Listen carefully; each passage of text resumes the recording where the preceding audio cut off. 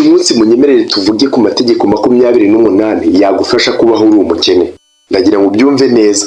Hari umugabo bita Charles Mingeri mukunze gutanga ibiganiro rimwe na rimwe ku by'ubukungu, avuga ko iyo urimo gutekereza ku kintu cyagusenya byoroha bikanihuta kurusha uko watekereza ku kintu kikubaka. Iyo urimo kwiyubaka rero biba byiza gutekereza kuri cya kintu kigusenya noneho ugakora igitandukanye nacyo. Uyu munsi rero tugiye kureba inzira 28 bizacamo kugira ngo uzagume uri umukene, noneho nyuma yaho tuze gukoresha icyo bita inverse, tuze kubirindura za nzira 28 none turebe ibyo wakora bitandukanye na bya bindi. Tugiye gukoresha iminota itarenze 22 yonyine.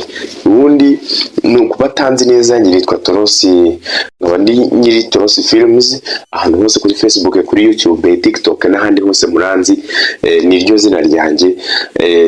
Ariko n'ubusanzwe nkora imirimo itandukanye, nkaba ndi umwarimu, nkaba ndi photographer, ndi cameraman, nkaba nkora graphic design n'ibindi bikorwa byinshi bitandukanye tuzagera tumenya uko biherehiza. Iki tegeko rya mbere rero, tangira ejo. Nupanga gukora ikintu ugapanga kugira icyo ugeraho, biba byiza iyo ugitangiye ejo kugira ngo uzagume uri umukene.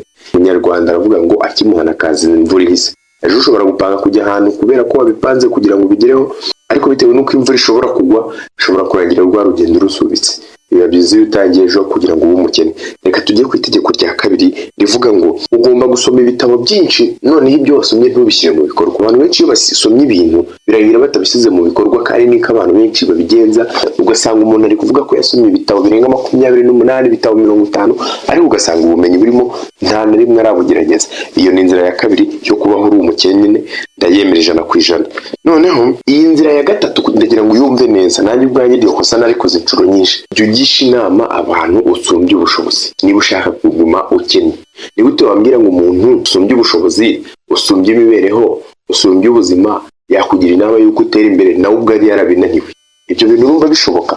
Rero niba ushaka kuguma uri umukene, gisha inama umuntu ukennye kukurusha. Reka tujye ku itegeko rya 4. Izere umuntu ukubwira ko inzozi zawe zitazaba impamo. Abantu benshi bakunze kwizera ko inzozi zabo zitazigera ziba impamo, noneho hagira umuntu bibabwira bikaba birahubutse neza, akavuga ati ibyo uyu muntu arimo kuvuga wasanga ari byo.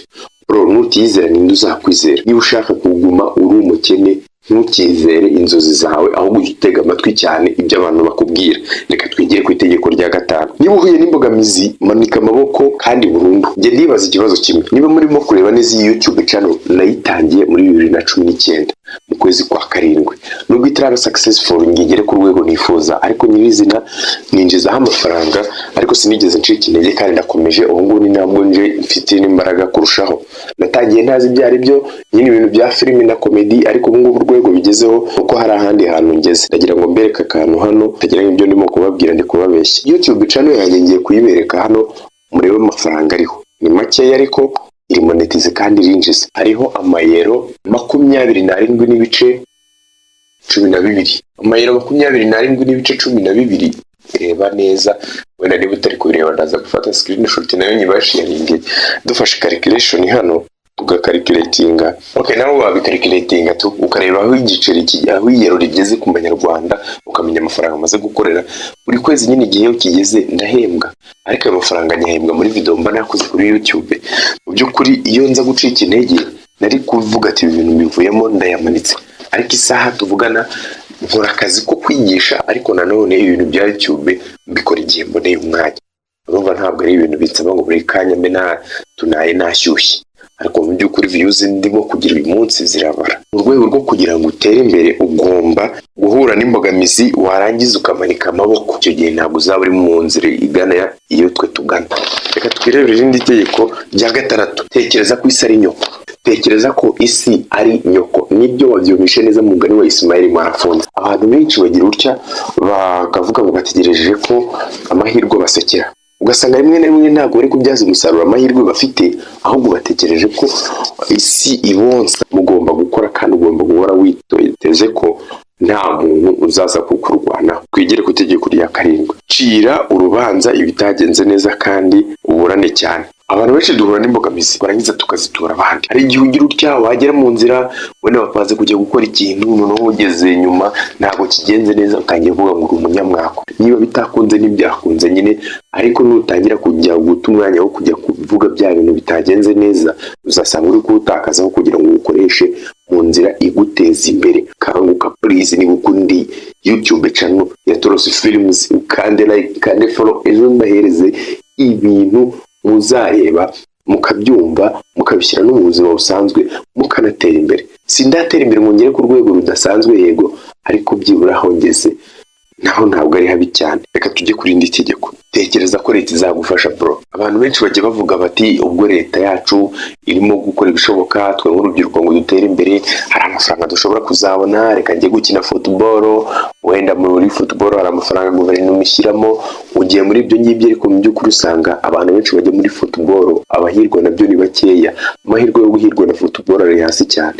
Iyo utegereje rero ngo urajyamo, hari igihe ujyamo ya mpano uyifite ariko leta ntigufasha. Abantu nagiye kubona ejo bundi kuri TikTok barimo kuvuga ngo bagiye mu marushanwa y'amagare batuma u Rwanda rumenyekana muri Tour du Rwanda, ariko bari barimo kurira bavuga ko leta y'u Rwanda itagize ikibakorera igira ikibafasha. Urwo ni urugero rwiza rw'abantu bahaye ishema igihugu ariko birangira nta gihembo gikomeye babonye, birangira ubuzima bwabo bukomeje kuba bubi. Mu by'ukuri ntugatekereze ko leta ariyo izakugirira impuhwe ikaza kugira ukwiguteza imbere. Igihugu n'abaturage kandi ukora mu kwe ntasigana. Rero nukora mu kwawe ugategereza guhembwa, sinzi icyo uzaba utegereje. Munyumve neza, ntabwo ari ukugumura abantu, ahubwo niba urimo gukora ukorera igihugu ntutegereze igihembo, bikora n'ishyaka, ariko ntutekereze ko uzahembwa n'igihugu.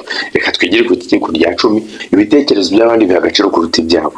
Rimwe na rimwe tujya tugerageza ibintu, watekereza gukora umushinga runaka ukajya kugisha inama bakakubwira ngo oya ibintu urimo gutekereza ntibizakunda, wajya n'ahandi bakakubwira ngo reka, wajya n'ahandi bakakubwira ngo wapi ibi bintu urimo gukora ntibizavamo. Nugumye gutega amatwi abo bantu, ndakurahiye ntabwo uzatera imbere. Kandi iyo ni itegeko ryiza ryagufasha kubaho uri umukene, kuko ariyo turi kureba uyu munsi. Ku rya 11 rero, irinde ibintu bikubuza kwishima, comfort zone, kwa kundi wumva umeze neza. Ibi rero niba ushaka kugira ngo ugumye kuba umukene, irinde ibintu bikubuza byishimo, ubyirinde. Wirinde ikintu kikubuza kujya mu kabari ukigendere kure, ujye wibera mu kabari winywe icupa wumva umeze neza. Icyo gihe byanga byakunda uzagumya uri umukene, kandi nibyo turi kureba muri aka kanya. Reka tujye ku cya 12. Buri gihe jya ubana n'abantu usumbya ubushobozi. Iyo uri kumwe n'abantu usumbya ubushobozi bahora bagushimagiza bagusingiza bakwereka kuri igitangaza, ariko iyo uri kumwe nabo ntabwo utera imbere. Icyo ni ikimenyetso cyiza ntajye nemera ko utatera imbere ugiye uri kumwe n'abantu usumbya ubushobozi gusa. Byumve neza. Reka twigire ku itegeko rya kangahe rya 13. Tanga amasezerano kandi ntuyubahirize. Iyo utanze isezerano ntuyubahirize, tuvuga ushobora kuvuga uti ngenda byuka saa 11 njya muri siporo, noneho ryategeko iyo utaryubahirije uba witengushye. Iyo ubwiye umuntu uti iyi serivisi wansabye ndaza kuyiguhereza saa 12, byarangira wiryamye ukazayimuhereza umunsi ukurikiyeho, byanga byakunda ugumura umukene kuko ntabwo wabashije kunezeza umukiriya wawe. Kandi ikintu gituma business itera imbere ni ukunezeza umukiriya. Njye nabahereza ubuhamya. Ubu ngubu nkora ibintu bya photography, ariko umuntu wese unsabye ko mukorera service ya photography ngerageza kumuhereza isezerano. Wenda nubwo naryicengererwaho gatoya ariko ngenda bikosora kandi ngenda niga umunsi ku munsi, mpora mpanganye no kwiyubaka ubwo bushobozi bwo gutanga isezerano narangiza nkaryubahiriza.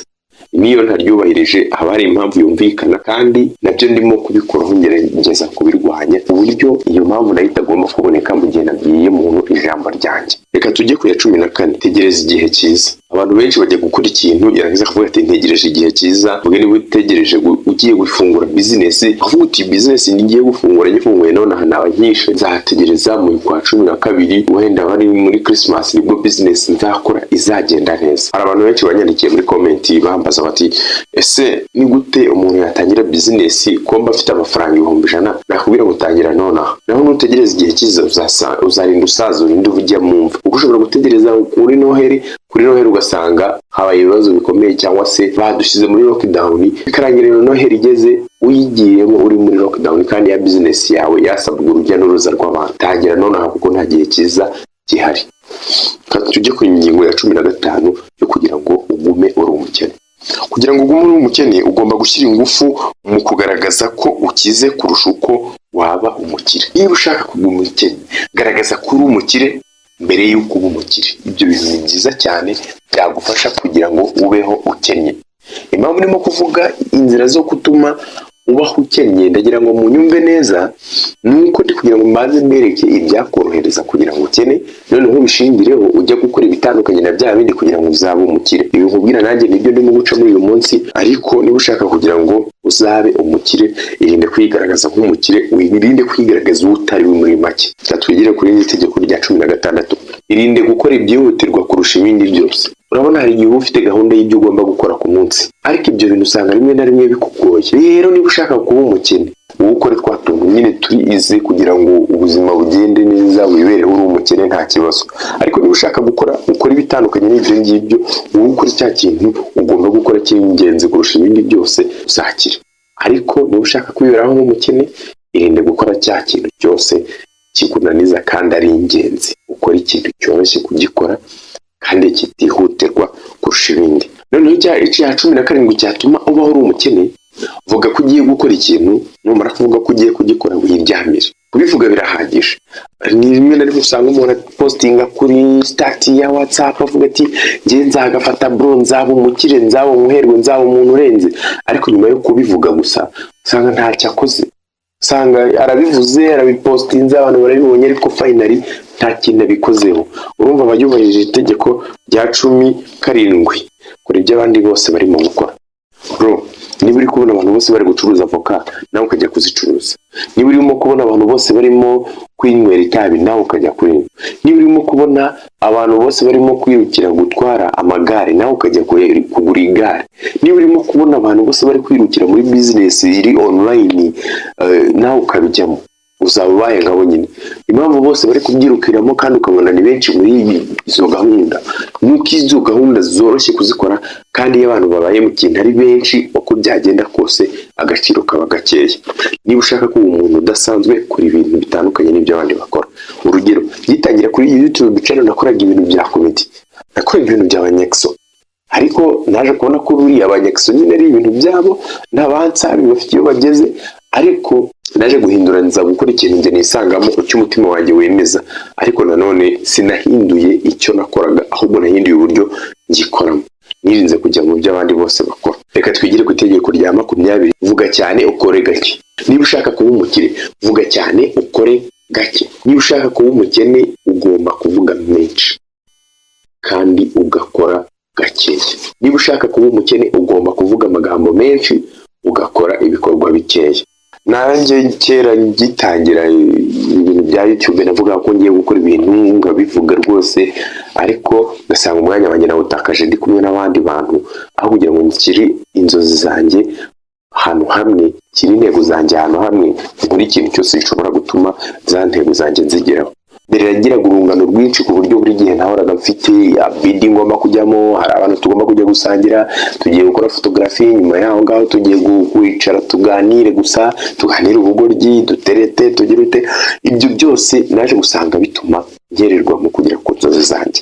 Rero nawe niba ushaka kugira ngo inzozi zawe zikereze, mera nk'uko nari imeze cyagiye, ariko njye ubu ngubu ntandukanye nawe. Tangira wowe uvuge cyane kurusha uko ukora. Niba ushaka kubaho uri umukene, njyewe ubu ngubu ndimo kukubwira iyi content, ariko ni mu kazi.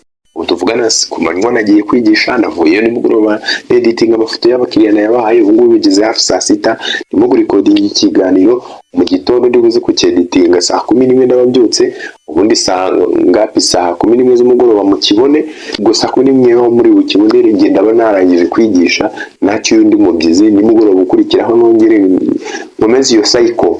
Noneho wowe wicara uvuga iza interviews agira torosira aho ngaho, ntabwo ari agafata, nta kibazo uzagafata. Ariko niba ushaka kugira ngo nawe uzagafata, irinde kuvuga, ahubwo utangira ugira ute ukore. Mushaka gutega amatwi izi nama ndi kuvuga, ugende uzishyire mu bikorwa, ndakurahiye ubuzima bwawe buzagenda neza. Reka tujye kuri iri tegeko. Turimo kugera ku musozo, ni 28 tugeze ku bya 21. Rivuga ko ugomba kugira ikintu gishya ukora buri gihe. Niba utangiye ikintu nyuma y'iminsi mikeya kivemo ujye mu kindi, nukigeramo nacyo ukabona kiraryoshye ukikore, nyuma y'iminsi mikeya urambirwe uhita ujya mu kindi gishyashya. Icyo gihe bizagufasha kuba uri umukene kubera ko udafite ikintu kimwe ubarizwa. ibyo bintu ni byiza cyane, ni urugero rwiza rwo kubaho uri umukene. Niba ushaka kubaho uri umukene, kora ikintu nonaha ejo ugisubiremo, noneho nyuma yaho ukivemo, kubera ko gutangira ikintu ukigiharaye biroroha, ariko iyo ukivuyemo utarakibyaza umusaruro ukajya gukora n'ikindi, Yesu azarinda asa ufite ibintu byo gukora ariko nta na kimwe ubyaza umusaruro. Ni urundi rugero rwo kubaho uri umukene. Twigire ku rwa 22 ruvuga ko wowe ugomba kwizera abandi, wowe ntiwiyizere. Mfite ababyeyi banjye ntabwo bizera ko ibintu bya YouTube bihemba amafaranga, gusa baje kubyizera igihe nabaye monetize nza kubereka amafaranga nkuyemo, baravuga bati bya bintu bishobora kuba bikora, nyuma baza kubyumva, ariko mbere yaho ntabwo babyumvaga. Impamvu batabyumvaga ni uko ngewe nari ntarakabahereza fact igaragaza yuko YouTube yinjiza amafaranga. Si ibyo gusa, ariko nagira ngo mubwire ko iyo baza kumbwira ngo bireke nkabireka, ni kenshi banabinsabye pe iyo nza kubivamo. Ngomba ndimo gukora ibindi sinzi ngo nibihe, ariko nari kuba ntakaje ibintu nkunda. Gukora ibintu bya YouTube ni ibintu nkunda, ariko niba ushaka kugira ngo ube umukene ujye wumva ibyo abandi bakubwira, wowe unanirwa kwizera ibyo byawe. Reka tuve kuri iyi ngingo tujye ku ya 23 ivuga iti kora ikosa urisubiremo. Niba uri mu bijyanye no kwiteza imbere, urimo kubaka umubiri, niba ugeze hariya tangira wirire, noneho siporo ireke, cyangwa se niba uri mu bijyanye n'urukundo n'ubwo ariko sa umuntu akagukatira, warangiza ejo ukongera ukajya kumwinginga ngo mubane, nimwongera kubana n'ubundi ikosa yakoze azongera risubiremo, sibyo? Rero niba ushaka kubaho uri umukene cyangwa uri umuntu uciriritse, nuko nukora ikosa ugomba kurisubiramo. N'ubundi aho wari uri niho uzagumya kuburi, ntabwo hazahinduka. Wowe niba ushaka kubaho ukennye, ikosa wakoze none ejo risubiremo, uzaguma uri umukene. Reka twigire ku cya 24. Umuntu wahindurwa byoroshye mu kazi k'abandi. Abantu benshi bagize mu kazi aravuga tubona agacaki, reka ntangire nikore ibyo nshatse, reka ntangire nyoroshye ubuzima, n'ubundi ubu tuvugana nakagezemo ntawe uzanyirukana. Ariko mu by'ukuri icyo kintu bukishe ugutekereje nabi. Ahubwo niba ushaka kugira ngo utere imbere, gerageza ukuri uburyo ki wowe ubwawe akazi urimo nta muntu uzapfa kukagusimbura mu bitewe n'uko uri ingenzi muri ako kazi. Ariko ngiye nabitekerejeho nza gusanga iyo ufite ikintu ukora ukagikora ku rwego ruri hejuru, abantu bakwishingikirizaho kurusha uko bagira umwete wo kukwirukana. Tuvuge hari igihe uba mu kazi biko bitewe n'uburyo ukora akazi kawe neza, bigorana ko bakwirukana kuko babona ko niba kwirukana baraba bahombye ikintu gikomeye. Ibyo bintu ngiye nkubwira bimbaho mu kazi kenshi akazi kego nshimba ndi gukora, wenda gerageza kukanoza ku buryo kinyo nakora ikosa ryakosa ritaganza umusaruro ntanga. Icyo gihe biragoye ngo bazajye mute bazakwirukane. Katujye kurya 25 hasigaye amategeko 3. Irya 25 riravuga riti shaka ikintu gikora noneho ntugikore. Shaka ikintu wumva muri ikintu ushobora gukora, business ushobora gukora, cyangwa akantu wakora kakaguhereza amafaranga. Numara kukamenya wiryamire. Hari igihe abantu benshi tujye tuganira ukumva umuntu aravuga ati bro ngiye mfite umushinga, mfite ikintu ndimo gutekereza, kandi icyo gitekerezo gishyize mu bikorwa cyangwa amafaranga. Nyuma yo kukimenya se kugifite ukaba utari kugishyira mu bikorwa bimaze iki? Niba ufite rero ikintu urimo gutekereza ukaba ubona gishobora gukorwa, ukaba ushobora kubona ko kibyara umusaruro, wenda hari n'aho abandi bakigerageje ukabona cyarabahaye amafaranga, ntuvuge ngo ufite igitekerezo ngo ukibwire abandi mu gihe utaranakigerageza. Nugumya kugitekereza gutyo n'ubundi uzaguma uri umukene kugeza igihe uzatangira kukigerageza kikaguhereza amafaranga. Irya 26 hereza akazi injiji. Niba ugeze mu rwego rwo gutanga akazi, biba byiza iyo uhereje akazi injiji kugira ngo business yawe iguma wiri. Niba ushaka kwitera imbere, hereza akazi abahanga. Iyo uhereje akazi abahanga, icyo bagufasha nabo batuma business yawe yaguka. Hari ahantu nakoraga muri photography, business za guhagarara, ngiye gusaba akazi ahandi barakanyima bavuga bati wowe uri umuhanga ntabwo nakaguhereza, wowe wajya unyiba amafaranga. Amora ko ndi umuhanga muri ako kazi bro, ariko umuntu kugera n'igisaha aracyaraho namusize, wenda nambabareye ko bavuze ariko sindi buvuga izina rye, ariko arahari kandi nabizi ko nawe ari umufana wanjye unkurikira. Ariko nawe impamvu mbivuze no kugira ngo ahindure iyo myumvire. Iyo uhereje akazi aburusha ubuhanga bakora amakosa menshi. Reka tujye ku itegeko rya 27 ribanziriza irya nyuma. Tekereza ko uhora mu kuri. Nukora ikintu niba ari ikosa abandi bakakubwira ngo ni ikosa, ujye uvuga ko ibyo urimo ari ukuri. Nubitekereza gutyo bizatuma udatera imbere, icyo gihe bizagufasha guhora uri umukene kubera ko wowe uri ndahanwa, uri ntabwirwa ngo yumve. Icyanyuma noneho cyo n'uburyo gitangaje kirakora ku bantu abo ari bo bose, waba umukire waba umukene, niba usohora amafaranga aruta ayo winjiza uzahora uri umukene. Niyo wakora miliyoni ukaba usohora miliyoni n'igice uzahora uri umukene, wakora 10,000 ukaba usohora 12,000 uzahora uri umukene. Guys, noneho tugiye kubihindura aya mategeko tuyavane mu nzira yadufasha kuba abakene tuyahinduremo ayadufasha kuba abakire. Irya mbere no kuvuga ngo tangira uyu munsi kuko ejo ntabwo uzi icyo uzawuhatse. Irya kabiri soma ibitabo byinshi kandi utangire gushyira mu bikorwa ibyo wasomye. Icya gatatu gisha inama abakire ku buryo n'inzira wacamo kugira ngo nawe ukire. Icya kane wiha umwanya bagushimagiza. Icya gatanu nugerageza bikanga wongera ugerageze. Icya gatandatu tekereza ku isi atari nyoko ubyaza umusaruro amahirwe yose iguhaye. Icya karindwi ntiwicire urubanza ahubwo wishimire izo mbogamizi kuko nizo zigukomeza. Icya munane aho kuvuga cyane ko byanze gira icyo ubikoraho. Icya cyenda ntutegereze undi muntu uzaza kugucungura kabone niyo yaba umubyeyi wawe. Icya cumi hereza agaciro ibitekerezo byawe kurusha uko uhereza agaciro iby'abandi. Icya cumi na rimwe wikwihereza umwanya wo kuruhuka. Icya cumi na kane witegereze igihe cyiza kuko nta kibaho, tangira nona. Icya cumi na gatanu witakaza umwanya wawe ku bidafatika ahubwo uhere ku by'ingenzi kurusha ibindi ubishyira mu bikorwa. Icya cumi na gatandatu niba ugiye gukora ikintu gikore nyine. Icya cumi na karindwi wikora ibyo abantu bose biyashoboye. Icya cumi n'umunani kora icyo ushoboye kandi ugikore birenze ibikenewe kugira ngo ube umutsinzi. Icya cumi n'icyenda vuga gake ukore cyane. Icya makumyabiri tangira ikintu uyu munsi ugikore neza, gikora igihe kinini kugeza aho nawe uzumva kurenze muri cyo. Icya makumyabiri na rimwe isoni zirisha umwanda. Icya makumyabiri na kabiri bindashyikirwa. Icya makumyabiri na gatatu shaka ikintu gikora kandi ntuhagarike kugikora. Icya makumyabiri na kane komeza ukore cya kintu aho uzarambirwa kugikora bitewe n'uko warenze urwego rwo kugikoraho. Icya makumyabiri na gatandatu hereza akazi abantu b'abahanga kukurusha. Icya makumyabiri na karindwi hora witeguye kwiga. Icya makumyabiri n'umunani korera amafaranga menshi ukoreshe make kurusha ayo winjiza. Iminota 20 yuzuye, murabeho, bye bye.